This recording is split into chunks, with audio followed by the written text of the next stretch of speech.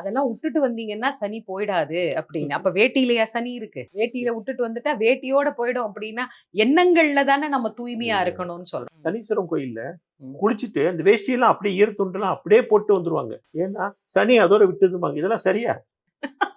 கேள்விப்பட்டிருக்கீங்களா? இல்ல கேள்விப்பட்டிருக்கேன். நான் நெறைய என்னுடைய சொற்பொழிவிலயும் நான் சொல்லுவேன். என்ன, அதெல்லாம் விட்டுட்டு வந்தீங்கன்னா சனி போயிடாது அப்படின்னு. அப்ப வேட்டியிலயா சனி இருக்கு? வேட்டியில விட்டுட்டு வந்துட்டா வேட்டியோட போயிடும் அப்படின்னா, எண்ணங்கள்ல தானே நம்ம தூய்மையா இருக்கணும்னு சொல்றோம். அது அங்க போர்டே வச்சு அதுக்கு வந்து ஒரு ஒரு இதுவே வச்சிருக்கிறாங்க. இந்த வேட்டியெல்லாம் கழட்டி இதுக்குள்ள போடுங்க. இந்த புடவை துணியெல்லாம் இதுக்குள்ள போடுங்க.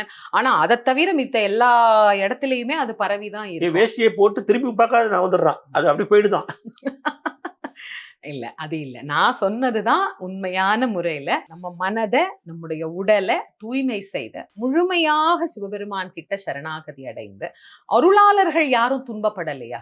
அருணகிரிநாத சுவாமிகள் அனுபவிக்காத துன்பமா? தொழுநோய் வந்து வாழ வேண்டாம், வாழ்ந்தது போதும்னு மக்களால், உலகத்தால், சமூகத்தால் புறக்கணிக்கப்பட்டு மரணத்தின் எல்லைக்கு சென்று தானே தற்கொலை செய்து கொண்ட ஒருவர். கடவுள் தாங்கினார்.